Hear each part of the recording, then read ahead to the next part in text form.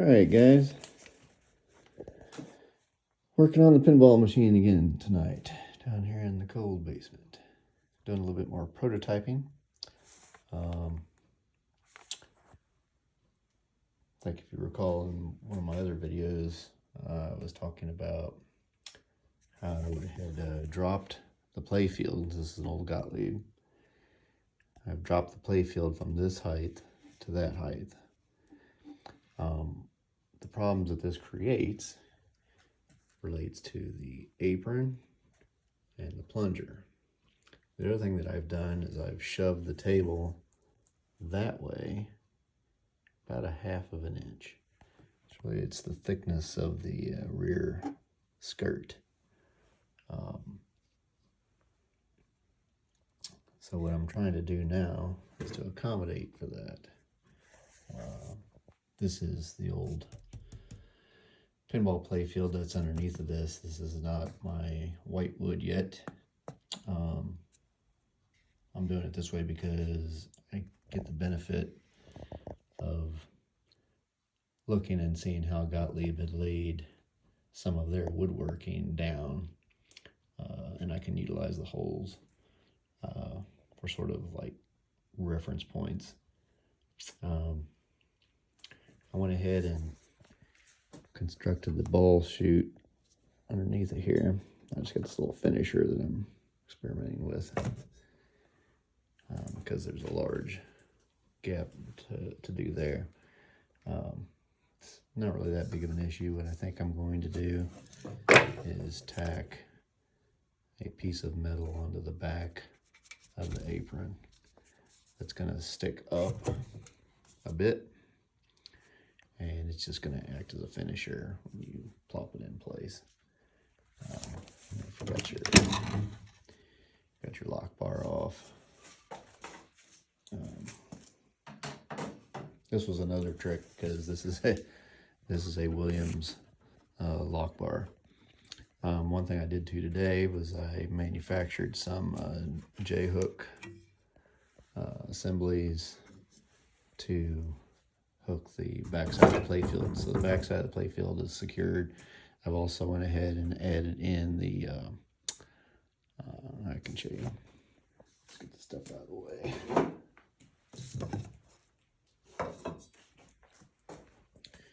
Before I do that though, I want to show you the woodworking I've been playing with. So I added my ball trough back in. I had this all disassembled. This board here is strictly for tying this in so that I can see what the height's going to be like there, and what type of wood work I'm going to have in this area to lift the apron up. This is the correct thickness that I need to lift. It's like probably 1/2 inch, maybe a little larger, whatever standard flooring. This is a whole piece of flooring. So, and then this is some scrap plywood from another project. But anyway, back on task. Yeah, the other small issue is that with this original thickness, when the apron sits down, it rests right on top of this wood right here. Sorry if I'm moving the camera off.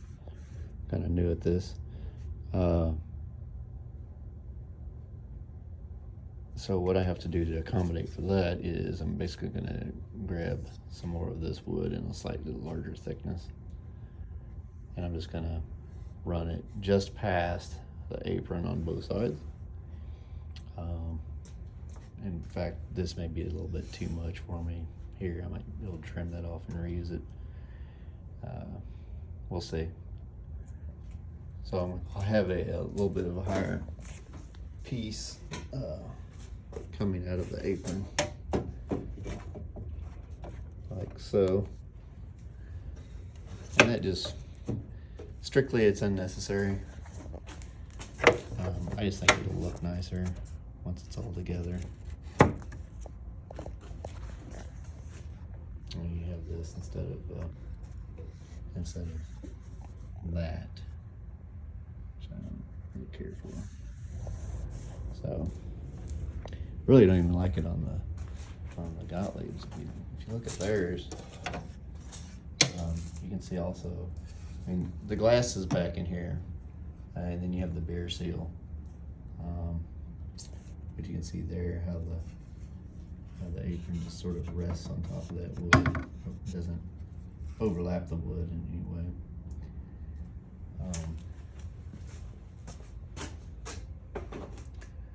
Well, like I was saying, I have a Williams lock bar instead of a Gottlieb because this cabinet, somebody had taken off the, like I said, this was a used cabinet. Somebody had taken the lock mechanism off of it. Gottlieb lockdown bars are uber expensive. I managed to find one, I think it was on Pinball Life. It was a Williams. They say it's a blemish. I think it might have a scratch on it.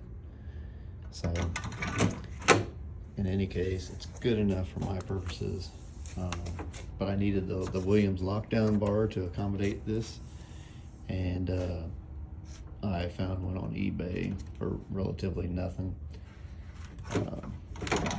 and it was in good shape. I was kind of shocked.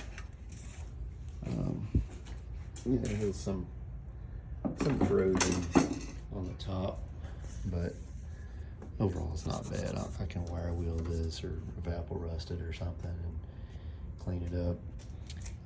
The one negative to using a Williams lock bar instead of the Gottlieb, if you have your coin door here, that's going to hit your coin door. There's no way you're going past that with a Gottlieb coin door. So I have to address this as well.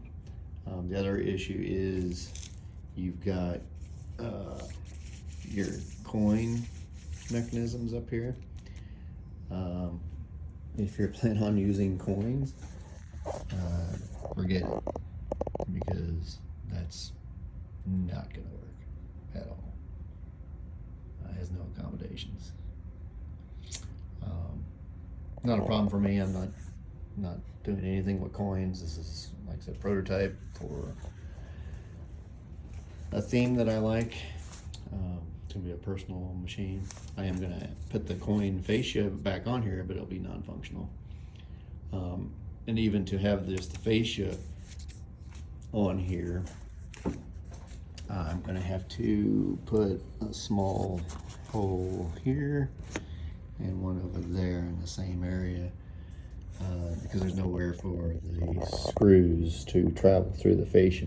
The screws for this actually go this way, and affix the part to the outside of the coin, just like this one here. So if you open this one up, this one, you can see, you can't really see, but there's screws that go this way. Might be this one here. It goes that way, and it affixes the mechanism. So, and you can see Gottlieb has their release up here, and it's horizontal, and it's got a special area in the coin door that helps hold it up, I believe, and close it. And it's probably to keep somebody from banging it and trying to release this and getting, I don't know. It seems like these arcade machines, I mean, I guess if you're an operator, you've got to accommodate for every unconceivable scam people are going to try and pull to get inside of these things. So yeah, they're locked up pretty good. Right to this one, you can see how this is just, that won't work. So, but I have an idea for that, so that doesn't concern me either. The biggest concern right now is this. And I was going to show you what I'd done underneath. Get some of my boards over here. It's all gonna fly around. I get to moving.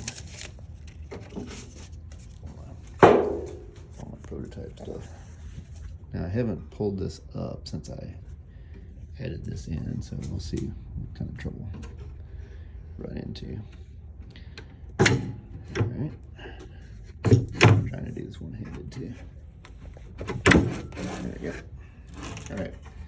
So now you can see the J hooks that I made for the Williams lockdown, and it should act just like a standard Gottlieb right now. There you go. So one of today's jobs was putting those rails in place. And it was a little bit tricky because again, the playfield's been dropped, so those had to be dropped, and to get the angle correct was the real trick. I was telling you about the light fixture, how they come in through the back. It was basically a little hole here, another one down the other side, and some fascia cover. These tabs are threaded, so you got your fascia on here, and the screws come in through the back to hold it all together. The wiring for the lights, not sure about that yet. There'll be something else to look at. This Williams lock bar really just kind of seals it all up. Gottlieb has provisions for the coin slots and whatnot, whereas you know the Williams, they had the coin mechanisms in the door itself. Gottlieb came through the cabinetry, the woodwork right here with these long sort of tubes. And actually this one here is different still, because this is a later Gottlieb where they've gone to the coin door as well. But this is one of the early cabinets. You can even see, you look at the you see these slots cut into the playfield itself. Those are also to accommodate those coin slots. I'm trying to do this one.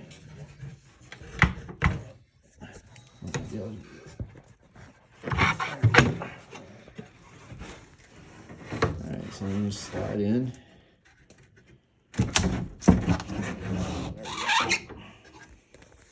Alright. And line up the little locking tabs. There we go. And she's back in. So these are the kind of issues that you run into when you start modifying old stuff. But I really like how this is turning out so far. How do you get my plunger flipped around in the correct orientation? I had it upside down, so it was trying to shoot up into the air. I think this is going to be okay. I'm going to have to on my white wood, I'm going to move. I'm not going to cut the wood as deeply here, so that there's room for the ball to sit. Right now, if I put a ball in there, it just drops right down. But I have a workaround for that. I'll get to that at another video. Anyway, that's it for tonight, guys. Catch you later. Bye.